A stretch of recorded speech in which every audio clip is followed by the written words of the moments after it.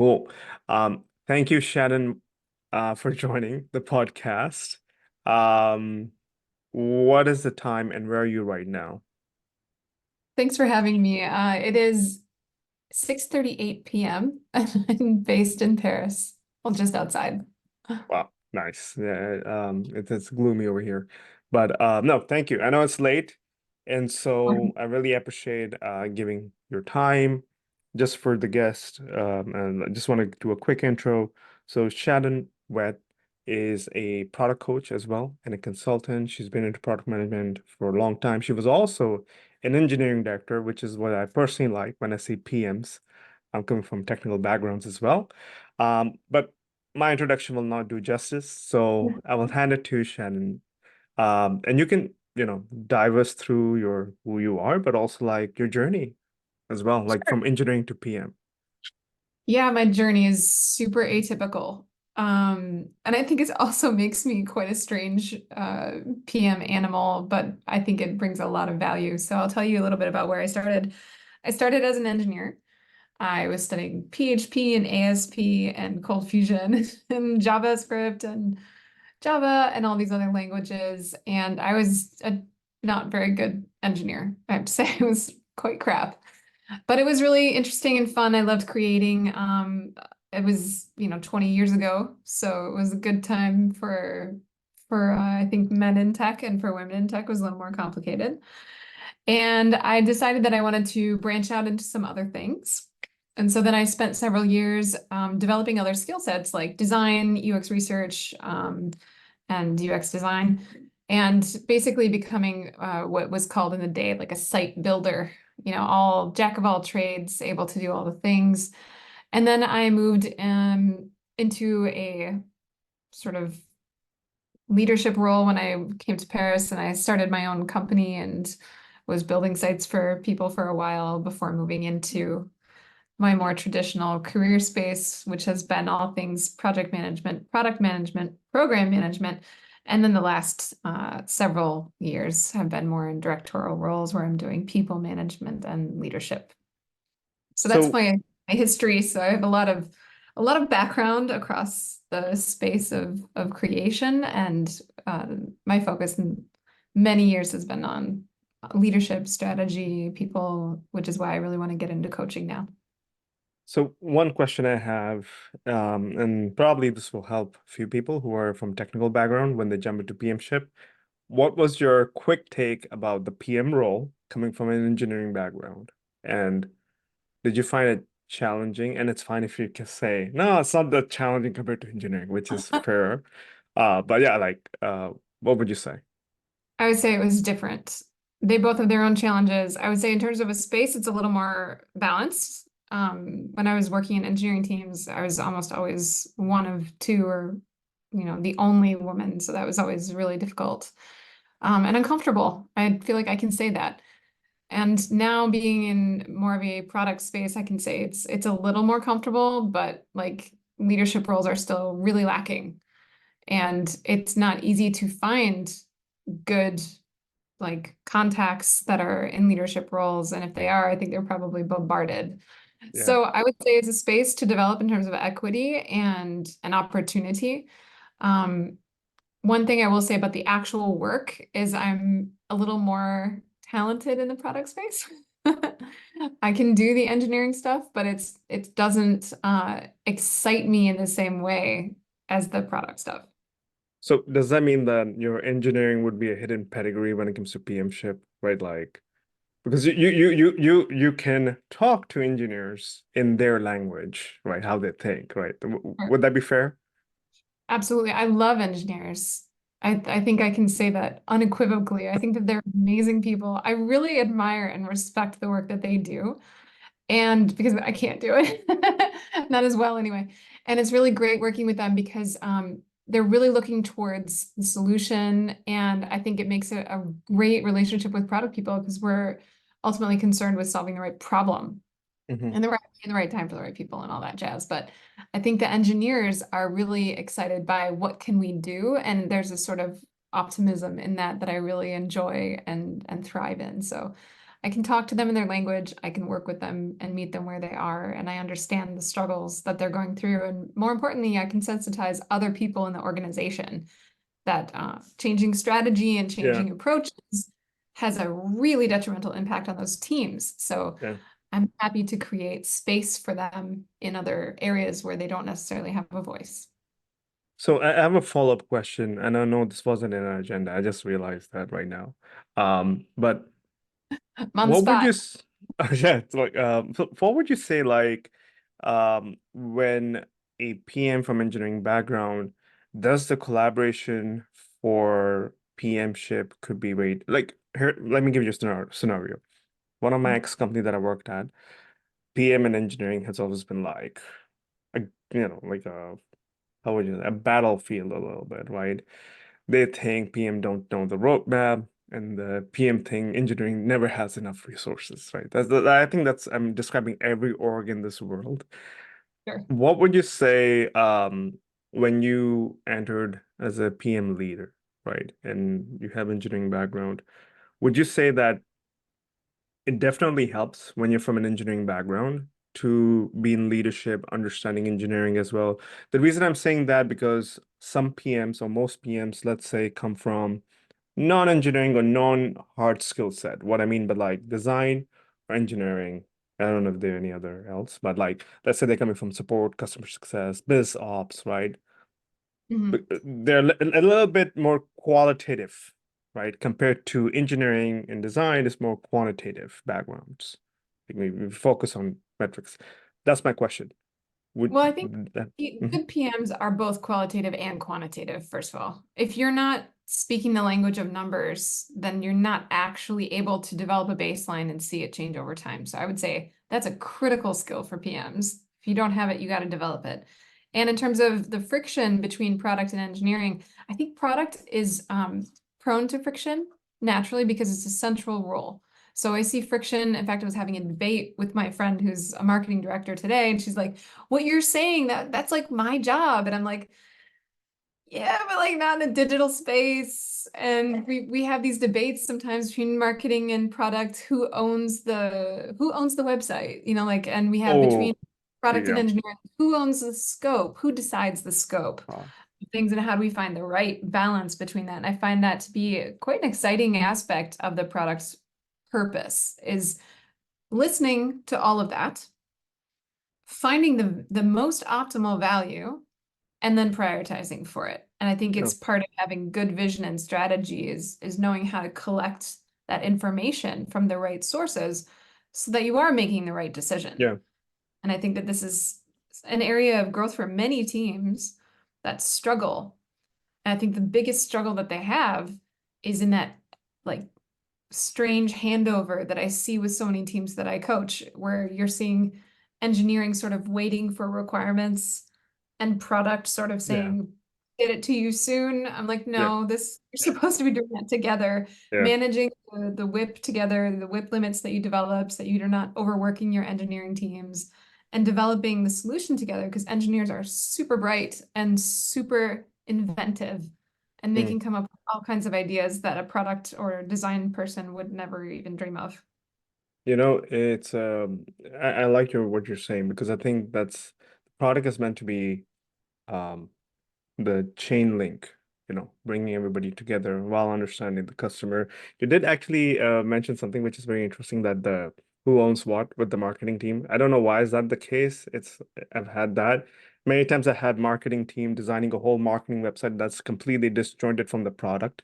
And when you go back and they're like, no, you both can exist. And I'm like, geez, like, would you go to an Apple website and play with a Samsung product? No, you wouldn't do that. Anyways, shifting. So since you're a leader, I've been trying to get some people on the leadership side of the PM. There's a lot of content about how to be a good PM, bad PM, and personally, I find it very subjective because good PMs are really focused and they don't come up that much. That's my opinion. Fine, but what I want to talk about is the hiring aspect. I recently wrote a post just in case, just to give you more background, that hiring is very subjective. So that was my idea. There's a lot of biases when it comes to looking at candidates from their certain experiences, which is fine if they have experience with data or not, that totally makes sense. But looking at if they come from big tech or not, or they think like me or not, there's a lot of subjectivity and bias. And there's a key saying by Steve Jobs that's always been going around for years that you don't hire smart people by telling them what to do, right? And so I want to back off a little bit and talk about product management hiring. Do you feel it's broken? Or I don't know the Yeah, right word, not broken, but you can fill in the that's blank. a good question. Is it broken? That sounds harsh. I would say I would say it's wounded. Um, Here's what I think is happening in the hiring space right now. I think a lot of people are on the market, and I think we don't have very subjective means of evaluating these people. When I've been in hiring processes for engineers, 9 times out of 10, you're doing a test of some kind. You have to show your skills. And it's not just about the interview, it's about passing the technical skill test.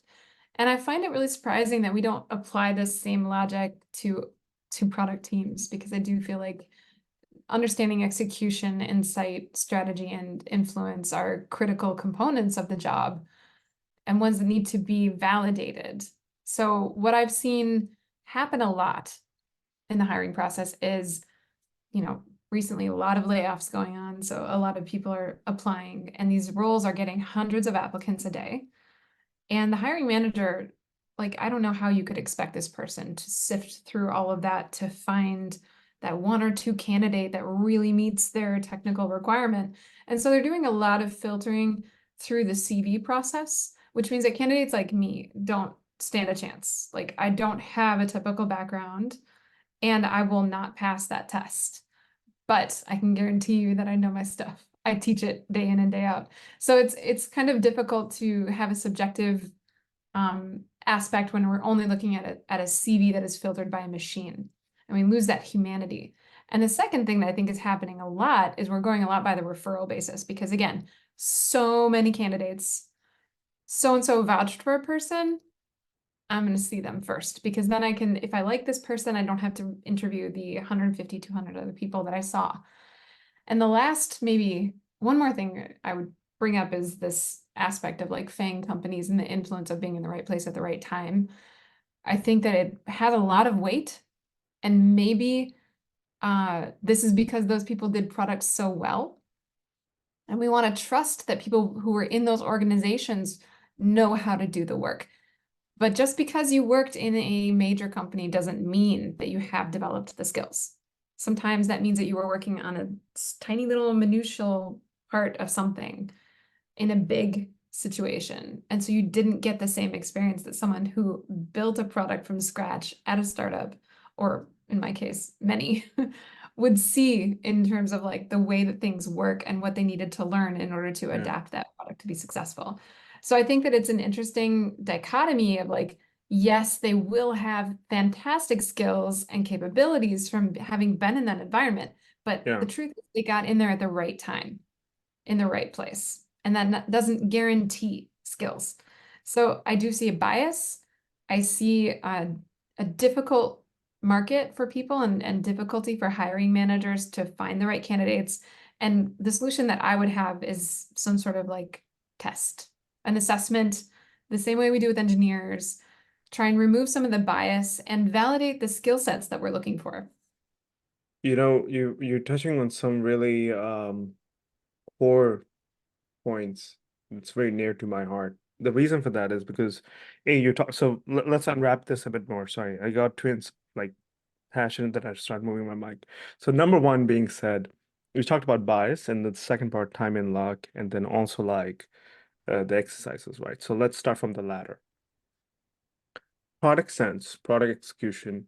There are many frameworks. There are people selling courses who have worked at X Meta for 1, 2 years, or not Meta, but like Google, or I'm not gonna poo-poo them, but look, they worked hard, they got in, and I respect. You have understood how to crack the interview. I will state it so I don't get canceled for sole reason.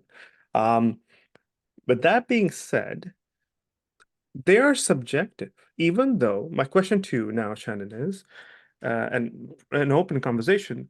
For product sense, you have to have the mission, clarity question, they give you the framework. I've seen a lot. I've interviewed in the past 6 months, like 100 applicants, just to, help them vet them as well. They all hit home. Some, of course, need communication and all that stuff. The point is, even then, after that, when they nail the framework, they nail the communication, they probably came up with the most creative product, the most creative problem-solving method. They still don't get selected. Can you expand on this a bit further? While these exercises exist across different orgs, DoorDash to Tentative to Meta, FI. I want to add one more thing. I know it's a long question. I had a 10-minute interview with one company that I did mention. I don't want to tell which company. 10 minutes product design. I don't know how you do 10 minutes product design. It's a complete sham at this point. But that being said, this is what's happening. This is what I'm saying. What are your thoughts? And if you can expand on this a bit more. What are my thoughts on the bias in the selection process? No, like these exercises that exist, product Oh, sense, execution, right? Like they're still very trying to do what you're asking, but they're very subjective because some yeah, PM thinks you're not answering it the right way. right. I think that there's a difference between knowing how to like interview well and knowing how to do product well. So the difference for me is people who know how to interview, and I don't necessarily consider myself a good interviewer, by the way. I don't think I've cracked that code, but I do think that if you ask me questions, I will be able to give you the how and the why. I'll be able to tell you what I would do and why I would do it. And I think that people who are questioned on their background and their experience is a very different space than saying like, all right, tell me how you got stakeholder buy-in to develop, a difficult feature that you worked on. What were your tactics? And like the people aspect of it, I think is something that is harder to fake versus like knowing what tools to use to monitor, a baseline to a solution result that you're looking for. So I would say that there's specific things that could be taken out of the interview process and put into a specific skills validation, like, I don't know, multiple choice. There's ways to vet for that. They exist already. There are already plenty of product management assessments out there. I would make my own if I was going to hire, and I would have someone take an assessment test to validate the skills. And I would leave all the human skills, like all the craft things in a test, all the human skills I would put in the interview. And I would ask them the questions differently than the ones that I've experienced in interview processes, which were very much like, tell me about yourself, of course, tell me about your history and product, in which I'm just kind of like sweating bullets immediately because I don't have a typical background. And then the whole question of like, let's talk about a situation or do a case. And I feel like it can be easy to come up with the right answers versus like if you give someone a test and like you're running them down the questions, sometimes it's harder to fake things that they don't know if they're craft skills on a multiple choice or human skills in a question. So I think cases can be prepared, is what I'm saying. So it can be difficult to pass that test if you're like me, because I can prepare a case, but then like my CV doesn't even cut it. So half the time I don't even get an interview, even though I've been in product for a Yeah. really long time. Yeah, I was having a conversation with my friend. He works at Meta. So I was like, hey, and he's like, Imran, why am I mentioning is because of your point. And he's like, Imran, just crack the interview, right? And I asked another friend, he works at a Roblox, and he's like, just crack the interview. Rest is taken care of, once you're in. And the interesting thing after that, he added, oh, my PM sucks, or my PM is not doing. I'm like, Oh. what was the point of this interview, right? Hence, to your point, I totally get what you're saying. Like, cracking an interview is art. It's probably going to end up being a modern art. But do you think Mhm. it could be resolved by, like, I think having cultural fit is very important. Like, there's some people who are like, I'm not aggressive, or some people are like, oh, it's not my job. Of course, you don't want that. You want people, the kind of people you want, right? Like, passionate, aggressive, depending what your threshold, right? So you have that. Let's say they have the skill set. Do you think to validate this skill set, it might be better for companies to have contract to hire in this case? So quickly try, churn within 3 months if they're not doing performing well. That's a good question. So first of all, I just want to address what you said about the culture fit. For me, culture fit is more about your values Hmm. and your style, which can be a bad fit for something. Yep. And it can be demotivating for some people if they're in a situation where they don't feel like they're aligning to the environment that they're in. It's important and something that should be validated. As far as the the second part of your question, um, I don't know. It's tricky. Tell me what would you do in that situation? I'm curious. I so I come from a startup background, so my thing is always like quickly fail instead of having like, so let's say I have a candidate, um and after 6 months I realize it's not working out. You invested time and money and probably also built that working relationship, and now you're burnt. And now you have to And go out again and do it again, which becomes very tiring. For even for companies, you can add logistics to that, right? Would it make sense to have contract to hire? Like, I'm like, hey, this guy has a culture fit. I connect on a EQ level. As for your craft, your work speaks for itself. So join the company, on board. If I start getting bad feedback within 3 months, or some cons from the feedback from the team every month, you're out, right? that's essentially how it works in Europe. You have a trial period, and your trial period can even be Oh, renewed. Yeah, so you have 3 months during which time the employer can let you go for no reason at all if they feel like it. And that can be renewed huh. or however, I mean, it depends company to company, but typical is 3 months. And same when you're leaving, you have to give a 3 months notice. No, none of this 2 week business. And we do this for the express purpose of vetting people. So I would say if you're in the European region, that becomes redundant, like it's already built into the process. Mhm. And the benefit of doing that in the US, I think, is clear that you can validate your assumptions during that time frame. Now, I will say this, it depends on the state of the product. If you Yeah, are in an early stage product and you're trying to get product market fit, that could take a bit. But yeah, you should be able to validate in 3 months if this person has experience in building new product lines yeah, and if they can take it to market and find the right metrics to look at and understand yeah, if this is actually working or not and what they're supposed to do if it's not. yeah. Where in the where in the habit loops they're churning customers. So I think that's an important aspect to be able to validate within 3 to 6 months. If you've gone 6 months and you don't know, I think you've messed up as a manager. Yep. And I'm taking that personal as well. So, so bringing Sorry. us to the second point. No, no, no. It's fine. I think that's the reason why I'm talking about this with you, Shan, and I think it's becoming more and more important. Is because these layoff a lot of people impacted and everything. And the answer I get is, back home where I'm from, Pakistan, when you have depression and stress, they're like, knock it off, go to the gym, fix it.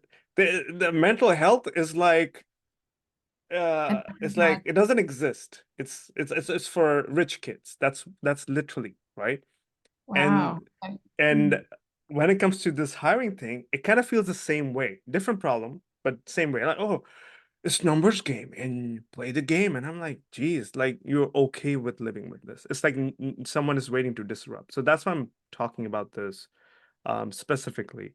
Um, Bringing to our another point, time and luck. And I think I will shift that time and luck into a category of discussion, which is PM leadership, and how to navigate that as well. There are a lot of politics to be successful and everything as well. Here's my question or open-ended statement.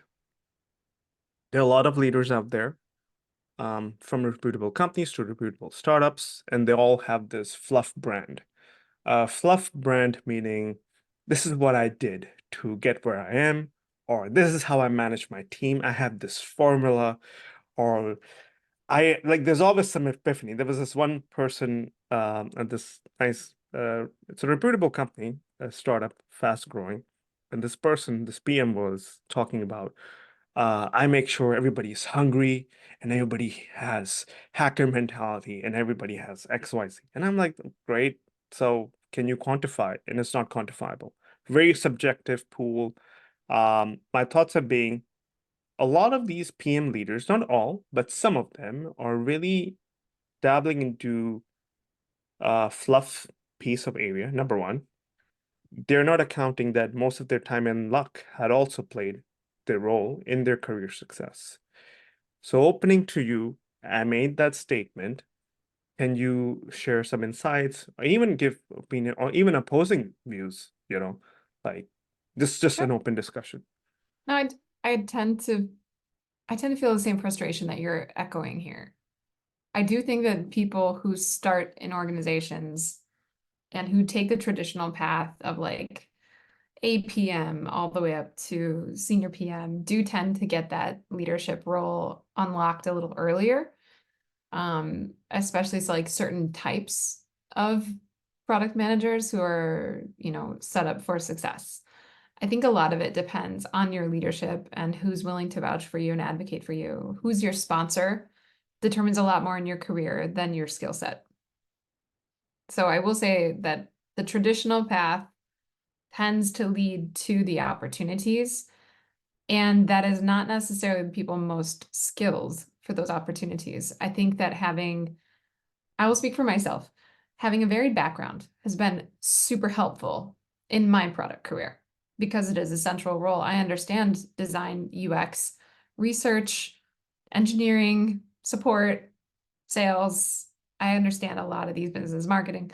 And so I can empathize with them, and it makes me a better prioritizer. It makes me a better strategizer. Now, on paper, that's not going to look as attractive as someone who has had 6 or 7 years in this product role, and we're both applying for the same thing, and this person is internal and I'm an external. That's going to be extremely hard to crack. So the tradition feels comfortable and is not necessarily the most skills, is the point. So with that being said, right, so you hit on some good stuff there. So when you talk about traditional, right, like do you feel there's a lot of how to put this? I'm trying to say like the truth is not out there, basically. I'm in a loss of words right now. But what I'm trying to say is like what you're talking about really matters, right? Who is your internal sponsor? Who are you playing work politics with? I will call it out. And I'm being because I don't like work politics. I love working with people. That's what I like, right? And that has a lot of impact as well. But none of that you see in any of the podcasts, any of these No, platforms. Why are they not talking about it? Oh, is it bad? I have a theory. My theory Hmm. is that we feel very comfortable selling people on the work hard and you will get ahead sort of American dream. And Yeah. I'm American, so I can say that. Uh, is it true in my experience? Not at all. And I was leading a training just yesterday on this as well. I think that it's easy to do the hard work and not get anywhere, which is Hmm. why I brought up the sponsorship aspect. So I've Yeah. known people in leadership roles and I've coached people in leadership roles who didn't know the first thing about how to do their job until I was training them on it. Yeah. And this is not uncommon. And it's a process that they went through and they got there because they followed the rules and they got to a specific role. So I just think that it's a natural evolution of someone's career. But I would say to the product managers out there trying to make sure that they have the right skills, and to the product leaders who are hiring, diversity in their career path is a huge boon. Yeah. And I see it every day when I'm coaching and training and teaching and working with people. I've seen it my whole career. The people Mm. who have stayed in one place for a really long time, maybe they have depth of knowledge that is super valuable and Yeah. amazing, and I could never touch it. I couldn't. I don't have that skill that they have developed over that long period of time that they were in that role, but they do not have my understanding and they do not have my tactics and they do not have my strategies because they haven't seen it. Mm. So look for diversity. It will only help and help the person when they're in that role develop the depth because that can be gained. What can't be gained is seeing the rest of the world and how it Yeah. works. So that's the handicap that we see in those very Mm. traditional linear spaces. So that whole just start as a associate PM and like do your work and you'll get in there eventually. Yeah, in like 10 years and you will get a role. Yeah. Will you be a better PM for it? No. Yeah. And I think a lot of that I want to also add is like sometimes when you have your leaders moving away, so let's say you have a leader you report to, let's say a C-suite, and now it's vacant. You're probably the best fit and easier for them to climb up the ladder. So there's a lot of those things as well that also, again, comes down to time, luck, diversity. If you have that, if you don't have that traditional route. With that being said, the reason of why am I talking about this, just so it's out there, is I believe there's not enough candid conversations of how some people have become successful and got into leadership roles. I know someone personally, within 3 years, became a CPO and was not even close to VP. So this also, yeah, Startup? Like a small startup? no, How it's a big? public company, public company. Public company. And Yeah, that like how many people on the product team? think 100, 200. So it's pretty decent. And the company Wow. was Okay. 1015, which is great. And look, I respect that person. Maybe they Yeah. skill set. I don't know. I love the company. But I'm just saying, like those things really makes you question, right? Finding the right leaders. Which brings me to a question that we were trying to dabble into before we started. Red flags. What are some red flags that you can share, Shannon, um, that if you hear this from a leader or kind of like guarding guarding rails of like, stay away if you hear this. So what would Yeah. you say some red flags? I have so many. I'll tell you my favorite red flags. So some of my favorite red flags are when the strategy or the goals are like things to do. That's my very first red flag. If your strategy is we're gonna launch this thing or we're gonna, create the best product, whatever, the best is also like not a measurable thing. And so there's stuff like that when people are setting their goals and trying to set direction at the leadership level, if they're not able to clarify what is the challenge and what is the direction that we're taking to address this challenge and how do we find our unique value proposition in that space, you've lost me. Like I'll nod my head and then I'll blink and I'll be out of there the next opportunity. So that's a really big red flag is not being able to articulate strategy, goals, vision in a decent way.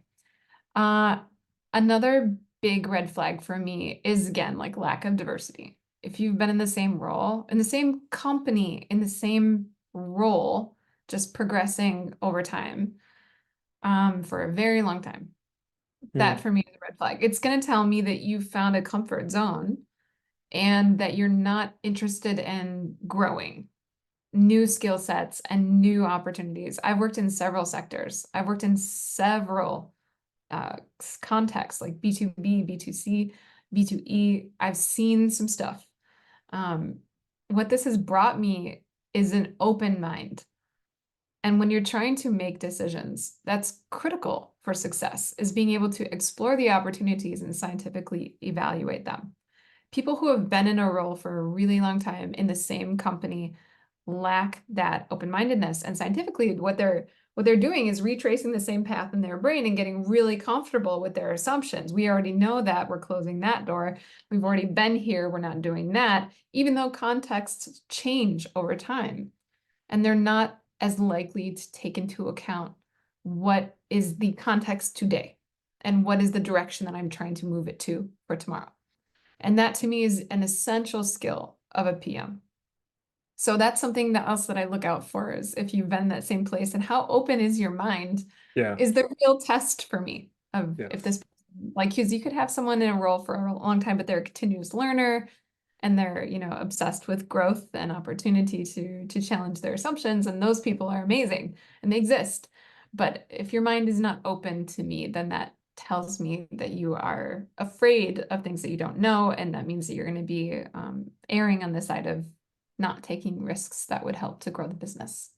And So 90% of product teams have to do some vetting. that's So that's actually pretty. I like this take because most of the leaders I've worked for now, they really think they either have been in the same industry, which is fine, but they've changed jobs, like different use cases and everything. And if I've worked for same leader for long, I haven't. So I don't know, but I can understand what you're talking about because I've kind of been adjacent to that space, if that makes sense.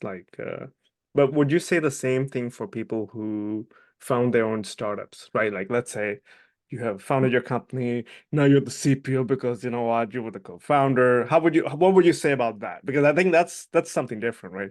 Or no? yeah, no, there's two breeds in that Mhm. space. Founders, first of all, I have deep respect for founders. It's so hard.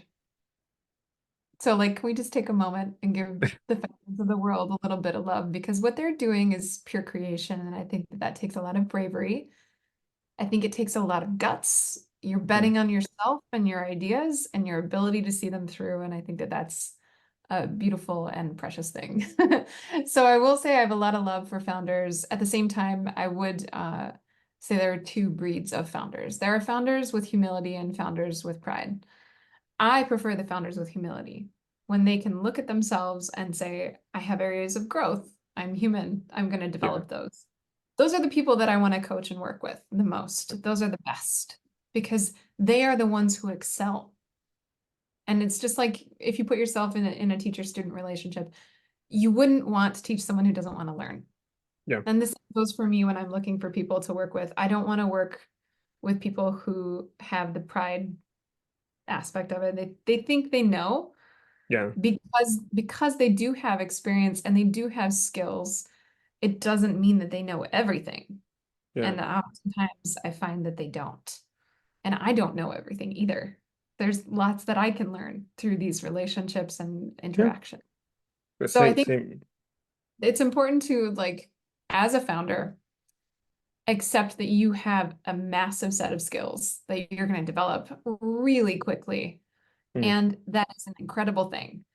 But you will also need a spirit guide from time to time to come and help you find out yeah. where are your gaps and what is their shape and how do you need to fill those gaps.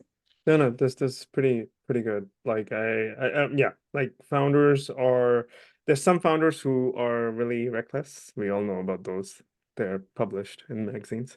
And there's some founders who really understand, hey, look, I'm not good here. I don't like with my company, I realized the investors were like, hey, you need adult supervision. Not precisely, they didn't say that. And I was like, okay, I'm fine. I'll take it because I think that's when you have to be big enough to understand. It's like you understand that you don't have that skill set and you need someone to help you. So I do agree with that. Um, one last point, and then we will go towards the section of any advice you have for people, mostly PMs, but who you know. Networking matters. We all know that. Some jobs are not even posted and people get hired. And some jobs are posted just to show, and they're already hired. Like the hiring managers have already accepted. What is your views about it? I know this will probably never, never, never change. Um, but what are some of your thoughts, maybe hot takes, or maybe opinions to fix it, or keep an open mind for people, like suggestion? Let's talk about the impacts of that. Mhm. I think that's what really matters. When you are a hiring manager and you are not opening the field to find out what's out there, and you are simply taking a suggestion or a recommendation from someone you know, the impact of that is that it becomes a closed circle. only the people who know the right people, who went to the right school, who worked at the right place, who happen to be in the know of someone who is in the know. Only those people can find the right opportunities for them. And this creates an imbalance and an inequity that I think is absolutely detrimental to the building of good product. Product is about responding to people's needs. That's why I love it so much. It's about solving pain. And if you're going to be a good executor of that mission, I think it requires a level of diversity. Diversity of thought, diversity of background, diversity of skill set, and diversity of experience.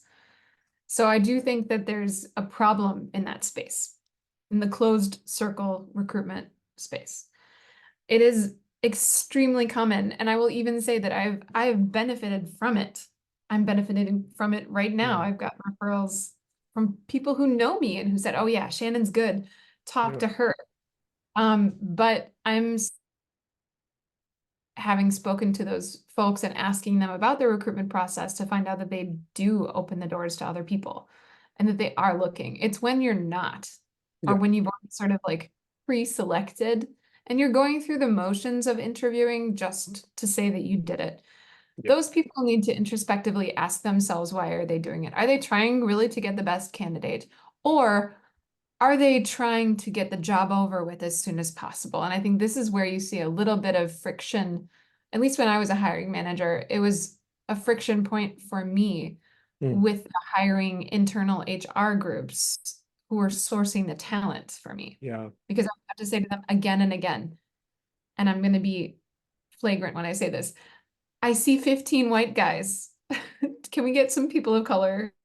Is this like too much to ask? Where are they Yeah. hiding?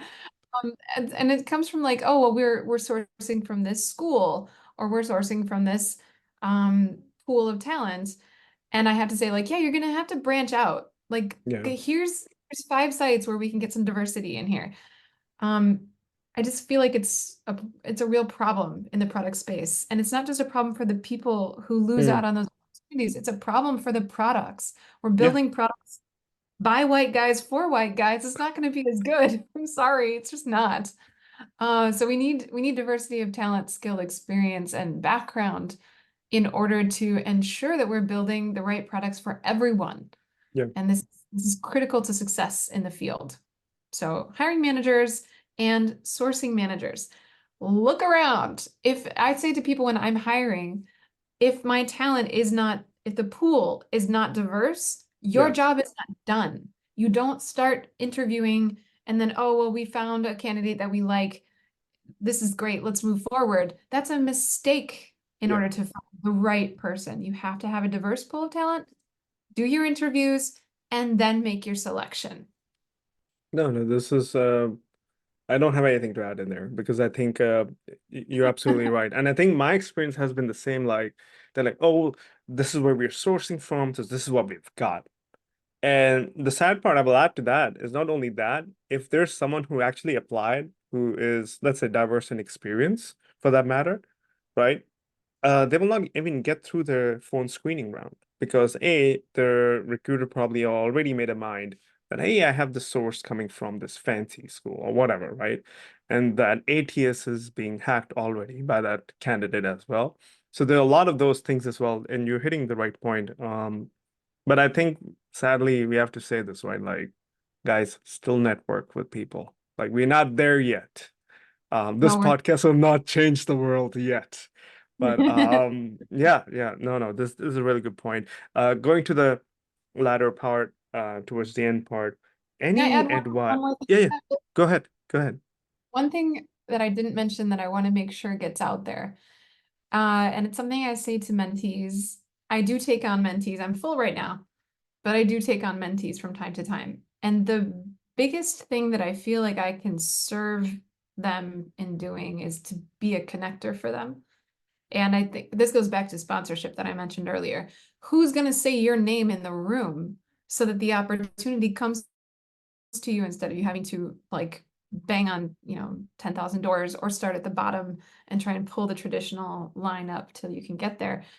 I think that having a good mentor will make a big difference. So don't be afraid to ask people.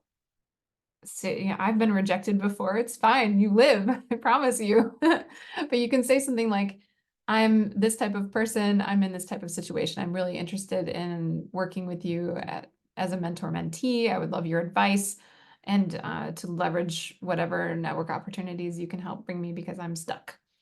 And I think that people who want to send the elevator back down, people like me, will say yes. And then you will find opportunities and it will help you grow in your skill set, but also in your network. Network doesn't happen overnight. It takes years to build, so be patient. But knowing how to leverage mentors is a great way to build a network faster. Yeah, this is amazing, and I think everybody should have a mentor at this point. I have right now two mentors, and it's helpful. They may not have the answer for everything. Maybe they have a way. You know. So, but that being said, any last thoughts to end our session in something very provoking, or maybe odd take, maybe an advice, or something that's really near and dear to you?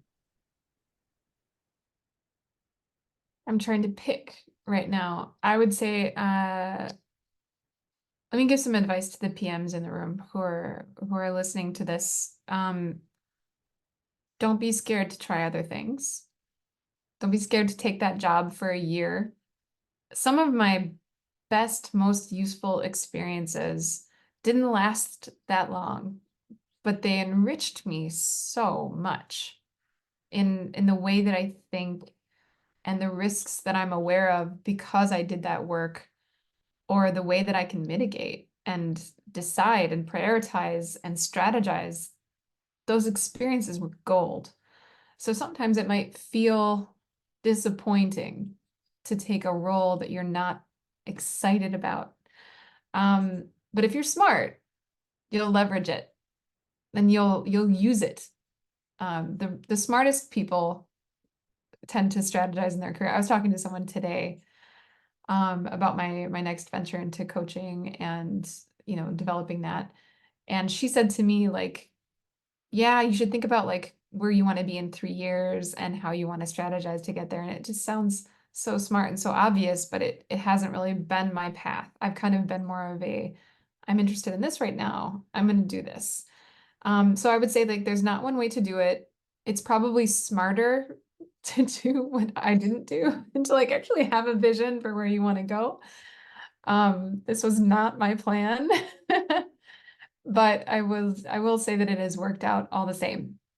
And give yourself time and just enjoy the ride that you're on and try and glean as much as you can. And if you're not learning and you're not growing, I want to say that's on you a little bit. Go out there and get that knowledge. It's out there. Reforge, Product Compass, even like Ravi Mehta's website. There's so many great resources that you can use to educate yourself and skill up. I don't really think anyone has an excuse anymore to not always be learning and trying to grow their craft. Even like Lenny's podcast, learn Yeah. tons. That's a great resource. There's so many I could list. I mean, I'll give you a list for the podcast, but there's a lot of ways that you can skill up. So always be learning, always be growing. Don't get complacent where you are and use where you are to get to where you want to be. Strategize and productize your career. This is why I'm doing podcasts. But no, this is amazing, Shannon. And I think personally it was also a little bit of therapy for me, you know. I got free one. So no, because you hit on something which is the strategy piece. And you know what's funny? I never used to do that. I would just be like career focused. Okay, this is my next job, so this is what I do. And then I realized, you know what, there's no strategy. What am I doing and how long I'm gonna do it for? So consistency, long-term path. Maybe you want to pick 3, 5, 10. I'm picking the 10-year path for my personal journey. Um, but no, this is very great. And yes, there's a lot of resources, so definitely get it out there, what Shannon said. But thank you, Shannon, for joining the podcast. Well, the name was the podcast for the Imran Sheikhs, enough now to like be like, thanks for joining Imran's podcast. I made it simplified. Yes, thank you. And hopefully Thanks for we'll having. have you next time as well. Yeah, it's been really great fun, and I hope that people feel a little less discouraged when they don't get the exact job that they want, or they don't get the exact thing that they want, and know that they will succeed eventually. Build your network, keep learning, and you'll eventually get there. I think it's an important message to send out to people who may be feeling discouraged given the market. So thanks for having me and letting me express this with what little reach I have. Yeah, this has been great. Thank you.